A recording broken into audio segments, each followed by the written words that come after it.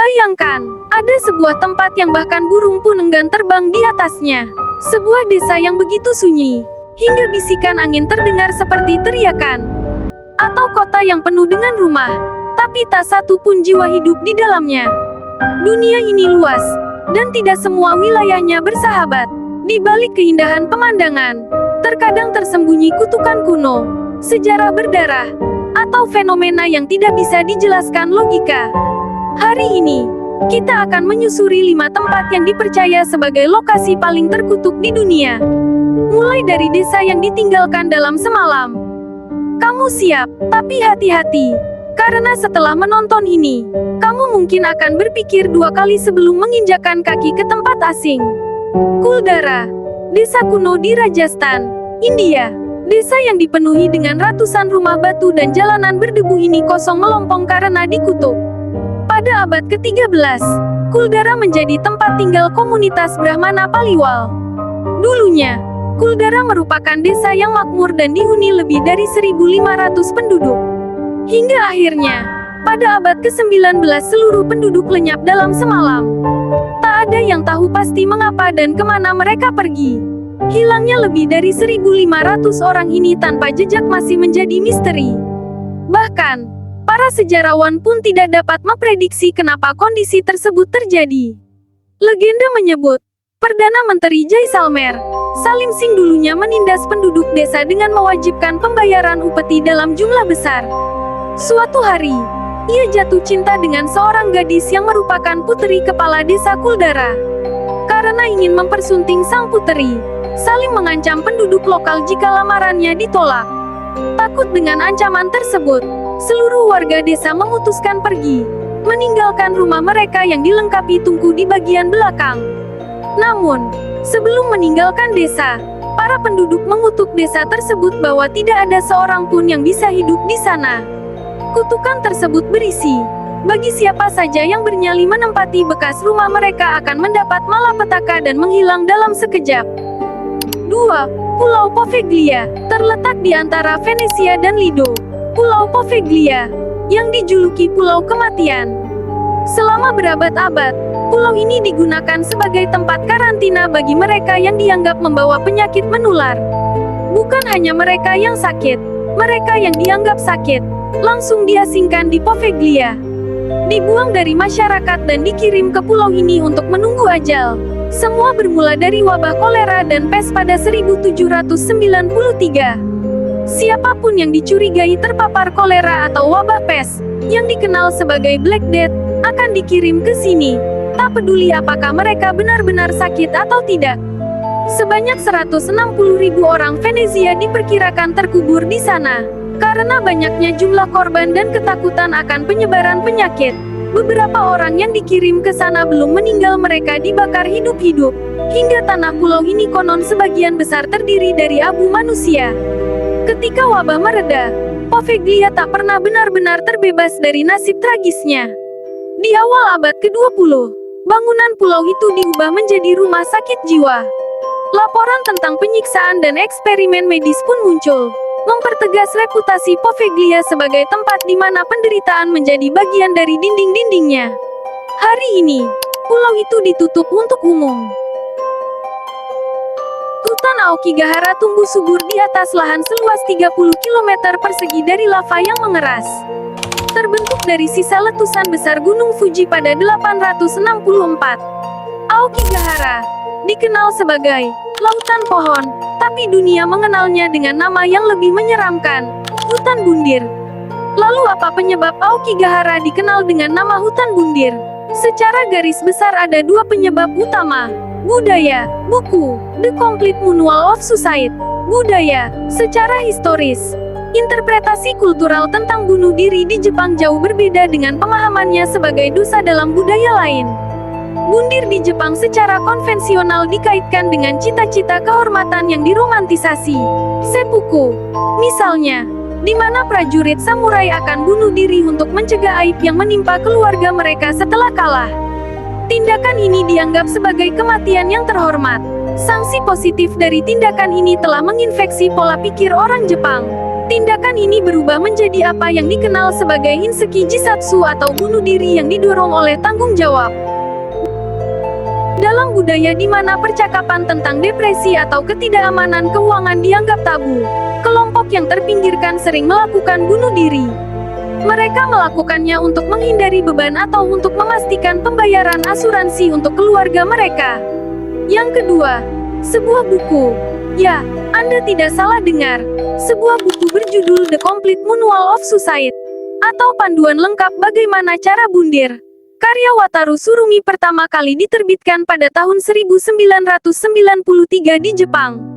Bukunya secara mengejutkan memberikan penjelasan detail tentang berbagai metode bunuh diri, termasuk tingkat rasa sakit, kemungkinan kegagalan, dan bahkan lokasi yang ideal, seperti Aokigahara. Bahkan buku sempat jadi bestseller di awal rilisnya. Lalu apa dampak buku itu? Setelah buku itu diterbitkan tahun 1993, angka bundir di Jepang meningkat signifikan, khususnya di kalangan remaja dan orang dewasa muda.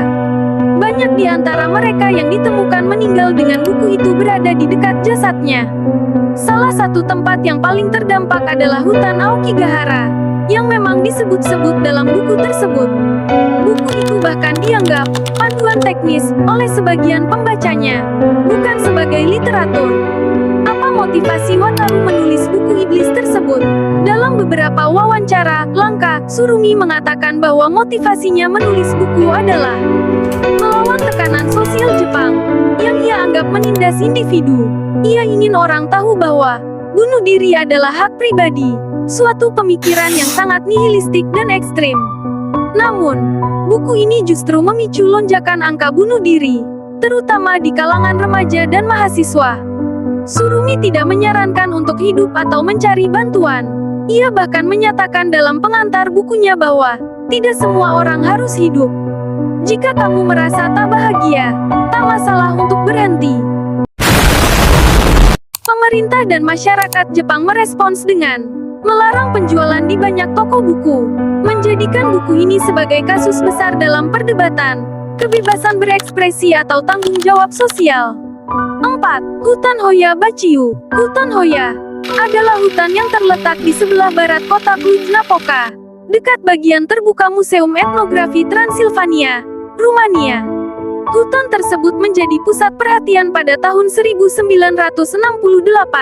Saat seorang peneliti biologi Alexandru Sif yang sedang melakukan ekspedisi ilmiah di sana menangkap penampakan benda terbang tak dikenal atau UFO berbentuk piring terbang. Sudah lama Hoya Bachiyu punya reputasi mengerikan. Penduduk sekitar mengklaim, hutan yang memiliki lingkaran di tengahnya itu adalah sebuah portal ke dunia lain. Lokasi itu pun dijuluki sebagai Bermuda Triangle of Transylvania, atau segitiga bermudanya Transilvania. Keyakinan itu muncul setelah seorang penggembala menghilang di sana bersama dengan 200 dombanya sekaligus. Dari peristiwa itulah, nama Hoya Bachiyu didapat. Hoya Bachiyu menjadi objek penelitian banyak peneliti kejadian supranatural maupun para pemburu hantu. Sejumlah orang lain yakin, mereka sedang berurusan dengan segitiga Bermuda, Rumania yang asli. Anggapan tersebut diperkuat video, foto, juga pengakuan para peneliti yang melakukan studi di sana selama beberapa dekade, kata Ketua Romanian Society of Parapsikologi, Dr. Adrian Patrut. Salah satunya, cerita mengenai seorang bocah perempuan berumur 5 tahun yang menghilang secara misterius. Katanya, ia muncul 5 tahun kemudian, usianya tak bertambah dan mengenakan pakaian yang sama persis dengan yang dikenakan saat raib. Secara fisik, Hoya Bachiyu berbeda dengan hutan lainnya. Sejumlah pohon seakan terpelintir, seperti gambaran hutan terlarang dalam dongeng. Di area tertentu yang dijuluki segitiga bermudanya Transilvania bahkan tak ditemukan pepohonan sama sekali. Sejumlah ahli supranatural mengklaim, kawasan tersebut punya aktivitas paranormal yang tinggi. Konon, menurut legenda, area melingkar tanpa pepohonan itu dilindungi oleh arwah-arwah penduduk yang tewas dibunuh yang menjaga pintu masuk ke dimensi lain. Berdasarkan desas-desus yang beredar di kalangan warga, mereka yang masuk Hoya Bachiyu mengaku melihat suara tak berwujud atau melihat penampakan kepala yang melayang. Dr. Adrian Patrut telah menyelidiki fenomena Hoya Baciu sejak 1970-an. Namun, sayang, tak ada penjelasan meyakinkan mengenai fenomena aneh di hutan itu. Kelima, Desa Pluckley. Pluckley dikenal sebagai desa paling berhantu di Inggris. Bagaimana bisa? Pluckley adalah sebuah pedesaan kecil yang tenang di Kent, Inggris. Jumlah penduduk yang tinggal di sini cuma ada 1.000 orang, menjadikan desa ini cukup sunyi di malam hari. Layaknya pedesaan di Inggris lainnya, Pluckley juga punya beberapa bangunan tua, seperti contohnya gereja Santa Nicholas yang usianya sudah lebih dari 900 tahun. Desa ini juga dikelilingi hutan lebat yang disebut sebagai Screaming Woods oleh warga lokal. Sesuai dengan namanya, Screaming Woods alias hutan berteriak. Di malam hari sering terdengar suara teriakan manusia dari dalam hutan. Siapapun yang berani berkemah di hutan itu, pasti diakui punya nyali yang lebih. Warga setempat pun kerap melihat penampakan hantu di desa ini. Ada sekitar 15 jenis hantu berbeda yang sering memperlihatkan diri di desa ini. Desa Pluckley pun dinobatkan sebagai desa paling berhantu di Inggris. Beberapa kisah hantu yang pernah ada di desa Pluckley. 1. Red Lady. Penampakan hantu yang kerap terlihat di Pluckley adalah sosok Red Lady, wanita bergaun merah yang sering menampakkan diri di pemakaman lokal. Pemakaman tersebut terletak di halaman gereja St. Nicholas. Sosok Red Lady dipercaya warga lokal sebagai perwujudan Lady Dering.